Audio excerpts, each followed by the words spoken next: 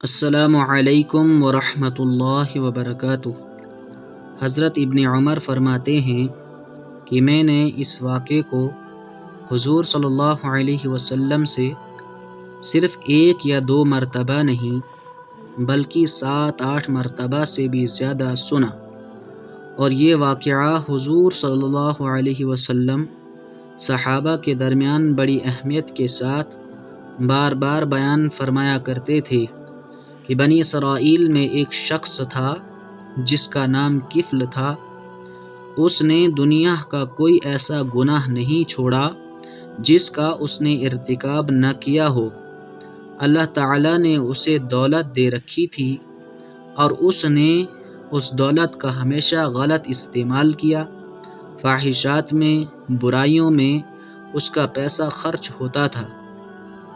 ایک دفعہ ایسا ہوا کہ ایک غریب محتاج عورت اسے کچھ قرض مانگنے کے لیے آئی، تو کفل نے اپنے لیے موقع کو غنیمت سمجھا، اور عورت بھی حسین و جمیل تھی۔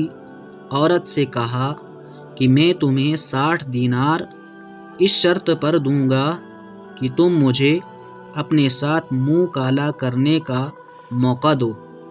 عورت ضرورت مند تھی، مجبور ہو کر اس کی شرط منظور کر لی، اور جب یہ شخص عورت کے ساتھ منہ کالا کرنے کے لیے بیٹھنے لگا تو عورت کے پورے بدن میں لرزہ طاری ہو گیا اور بے اختیار رونے لگی۔ تو کفل نے پوچھا کہ میں نے تمہارے ساتھ زور زبردستی کا معاملہ تو نہیں کیا؟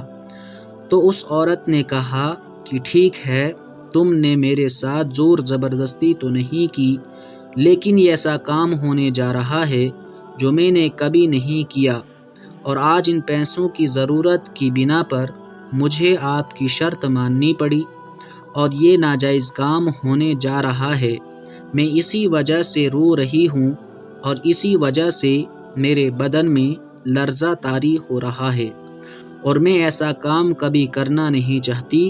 جب عورت کی بات کفل نے سنی تو اسی وقت کفل کو ہدایت نصیب ہو گئی، اور یہ کہہ کر عین وقت میں عورت کو چھوڑ دیا کہ میں آئندہ سے کبھی کسی قسم کا گناہ نہیں کروں گا، اور عورت سے کہا کہ میں نے تمہیں یہ 60 دینار یوں ہی دے دیے، جاؤ اس سے اپنی ضرورت پوری کر لو۔ اور کفل نے اللہ سے عہد و پیمان کے ساتھ توبہ کر لی کہ اب کبھی گناہ نہیں کروں گا۔ اتفاق سے اسی رات میں کفل کا انتقال ہو گیا، اور بنی اسرائیل میں اللہ کی طرف سے یہ حکم جاری تھا کہ جب کوئی شخص رات میں کوئی گناہ کرے گا تو صبح کو اس کے دروازے کی چوکھٹ پر وہ گناہ لکھا ہوا ہوتا، اور اگر کسی نے توبہ کی ہے اور اللہ نے اس کی توبہ قبول فرما لی ہے تو اس کے دروازے پر صبح کو یہ لکھا ہوا ملتا کہ اس کی مغفرت ہو چکی ہے۔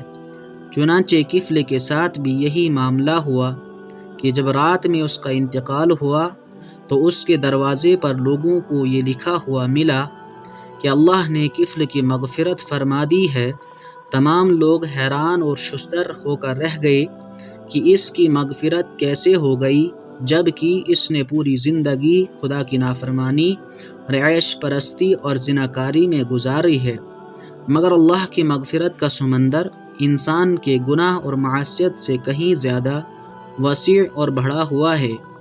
انسان اپنے گناہ اور نافرمانی سے اتنے آگے بڑھنے پر قدرت نہیں رکھتا کہ اس کے گناہ کا سمندر خدا کی رحمت کے سمندر سے بڑھ جائے، اور اللہ نے یہ قانون بنا رکھا ہے کہ اللہ کی رحمت ہمیشہ اللہ کے غصے پر غالب رہے گی۔ السلام علیکم ورحمۃ اللہ وبرکاتہ۔